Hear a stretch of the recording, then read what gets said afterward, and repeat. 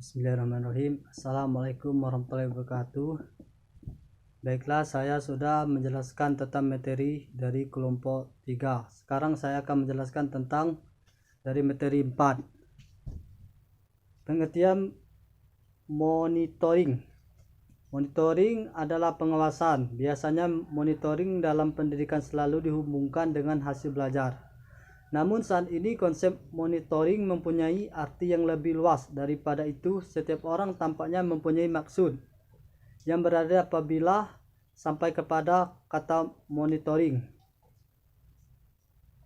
Monitoring merupakan kegiatan terencana untuk mengetahui keadaan suatu objek ingin dimonitoring. Artinya monitoring digunakan untuk mengetahui keadaan suatu objek ingin dimonitoring. Selanjutnya menentukan tentang apa yang harus dikerjakan agar apa yang diselenggarakan sejalan dengan rencana. Prinsip monitoring atau pengawasan. Prinsip pengawasan saat diperlukan oleh seseorang pimpinan atau manajer dalam membandingkan rencana dengan pelaksanaan adalah sebagai berikut.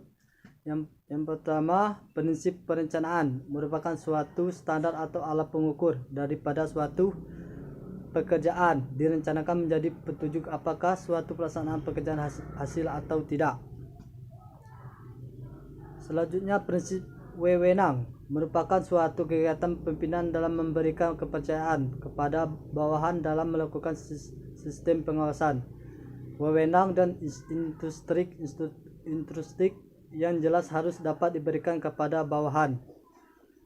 Karena berdasarkan pelimpahan wewenang dalam diketahui apakah bawahan sudah melaksanakan tugas-tugasnya. Selanjutnya, prinsip pengawasan langsung. Teknik pengawasan yang paling efektif menguasai adanya manajer bawahan yang berkualitas. Baik pengawasan itu dilakukan oleh manajer atau atas dasar bahwa manusia itu sering berbuat salah. Yang ketiga, prinsip penyesuaian dengan organisasi.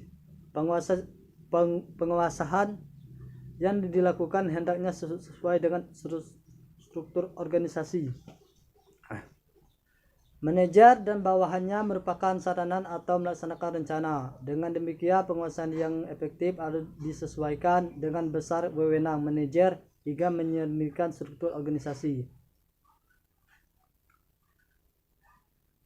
Baiklah, kata-kata dari monitoring, compliance dan bahasa Inggris compliance, yaitu monitoring menentukan apakah tindakan administrator, staf sesuai terlibat mengikuti standar dan prosedur yang telah ditetapkan.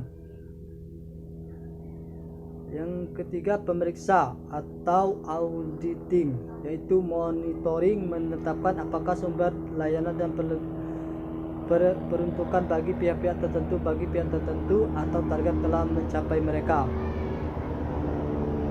Laporan atau associating, yaitu monitoring penghasilan informasi membantukan menghitung hasil perubahan sosial dan masyarakat sebagai akibat implementasi kebijaksanaan sesuai periode waktu tertentu.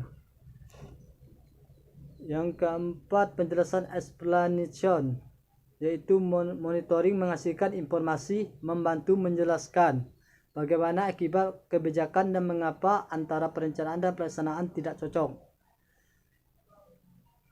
Monitoring merupakan mengumpulkan informasi yang dibutuhkan pimpinan suatu organisasi untuk mencatat atau mengetahui apa yang terjadi tanpa mempertanyakan mengapa itu terjadi. Kemajuan pekerjaan pada bawahan secara individual maupun yang dibutuhkan sebagai perencanaan pemecahan masalah, mengembangkan keputusan, sehingga mempermudah mengembangkan melaksanakan yang terkecil. Adanya beberapa fungsi monitoring kepada kepala sekolah, yaitu sebagai berikut.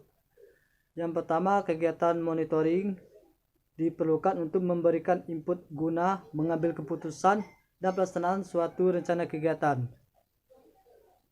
Yang kedua, kegiatan monitoring diperlukan untuk mengidentifikasi masalah-masalah yang dihadapi.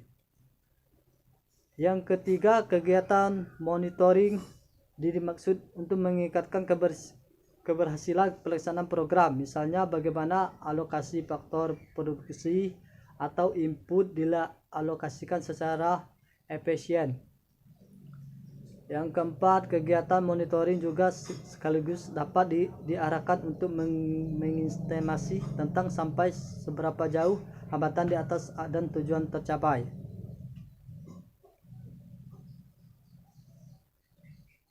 Berhubungan dengan jenis pengawasan sesuai dengan pemahaman mereka masing-masing, di antara lain adalah sebagai berikut.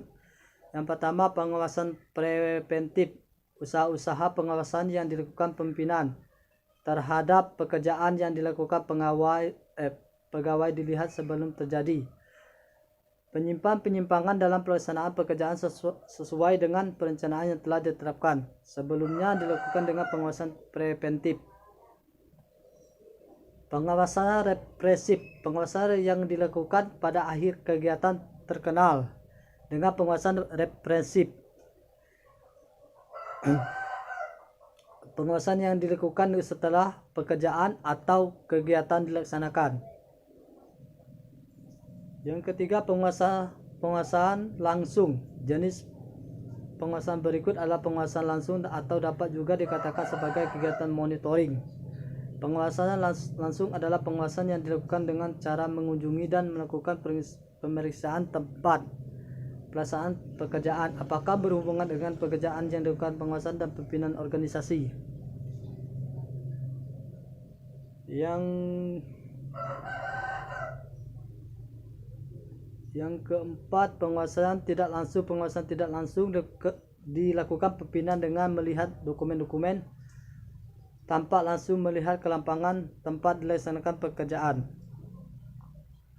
Yang kelima, penguasaan formal. Penguasaan formal sebagai penguasaan resmi oleh lembaga-lembaga penguasaan maupun aparat penguasa yang mempunyai legalitas tugas dalam bidang penguasa. Yang keenam, penguasaan non formal. Penguasaan non formal sebagai pengawasan yang dilakukan masyarakat berfungsi sebagai social control. Penguasaan yang non formal ada penguasaan yang dilakukan oleh masyarakat baik langsung maupun tidak langsung. Yang keenam, penguasaan administratif. Penguasaan administratif sebagai kegiatan yang melihat pekerjaan ketaatan pelaksanaan program kerja organisasi atau perusahaan. Yang ketujuh, penguasaan operatif. Penguasaan operatif dan mengukur efisien pembuatan dari waktu ke waktu ditujukan pada bidang-bidang memerlukan tindakan pembentuhan dan perbaikan. Baiklah, yang itu saya dapatkan, kurangnya lebih mohon maaf. Wabillahi taufiq wal hidayah. Wassalamualaikum warahmatullahi wabarakatuh.